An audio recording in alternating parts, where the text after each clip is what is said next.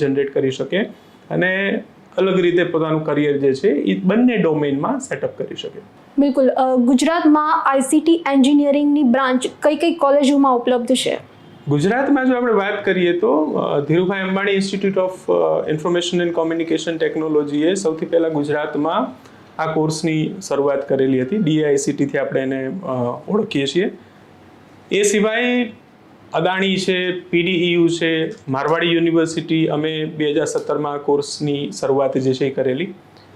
અને સાલ છે, ગવર્મેન્ટ એન્જિનિયરિંગ કોલેજીસમાં VGEC છે, પછી ભાવનગર ગવર્મેન્ટ એન્જિનિયરિંગ કોલેજ છે. તો ઘણી બધી કોલેજીસ છે જે આ કોર્સ જે છે એ ચલાવે છે.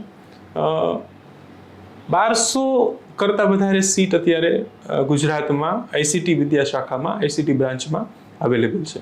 ખાસ વસ્તુ કે આ બધી જે છે ટોપ મેરિટ ઇન્સ્ટિટ્યુશન્સ જે છે